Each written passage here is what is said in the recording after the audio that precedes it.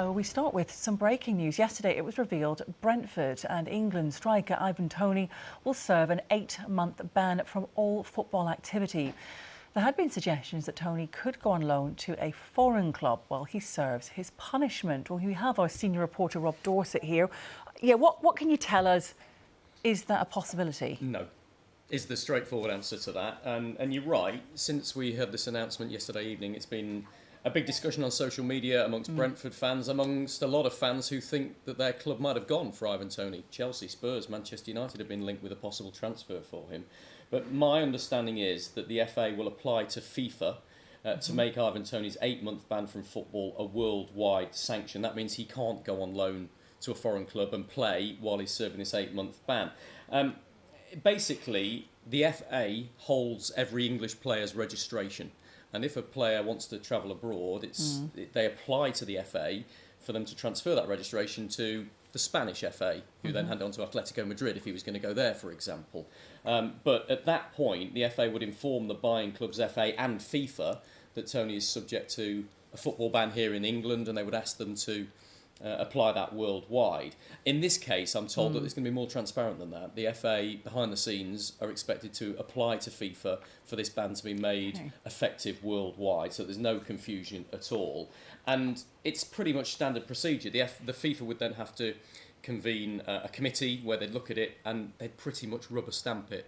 There are no precedents that have been set whereby FIFA have been faced with a football ban imposed by one member association and they haven't applied that worldwide. And if you look at lots of examples, both Kieran Trippier and Daniel Sturridge, for example, both of them were playing abroad when they were sanctioned by the FA for breaching betting rules here in England. And at the time, Sturridge had to immediately end his contract with Trabzonspor in 2020, and likewise Kieran Trippier missed 10 weeks of football with Atletico Madrid at the start of 2021. It's worked the other way as well. Look at Fabio Paratici, the Tottenham football director.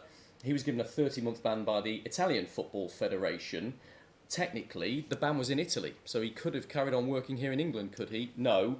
He consequently resigned from his role at Spurs because had he continued to work at Tottenham, FIFA would have stepped in and enforced that ban. So it's pretty clear that Ivan Toney is not going to be able to play any football at all in that 8-month period, starting from now until the middle of January next year. Well, what on earth does he do for 8 months then?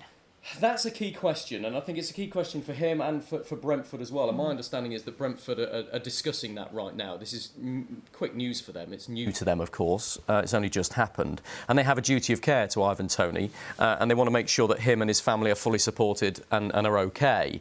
And there is a question mark about how effectively they can do that if Ivan Toney is banned from all football-related activity. It means he's not allowed to go to the training ground. He can't be with his teammates. He's not allowed to go to the club. He's not allowed to train until September the 17th, halfway through his sanction, so he can get himself prepared, ready for the last 4 months when he might be able to play again in January. But it's difficult for Brentford to support him when he can't be around his teammates. It's going to be a real shock to Ivan Toney.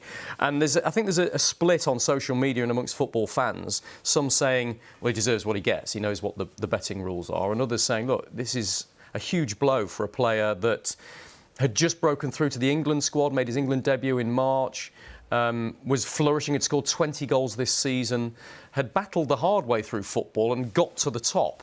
And now all of that's been taken away from him, and it's going to be difficult for him for the 8 months and difficult for him to get back in straight afterwards. So a lot of that still to be discussed, I think, by the club and by Toney and how they support him as best they can. But we should get the written reasons from the FA about what exactly the offences are and why the independent panel came up with this decision. There's no timescale on it, but I would guess we might get that next week, certainly before the end of the season. And so there should be some sort of closure and explanation from Ivan Toney's point of view, hopefully then.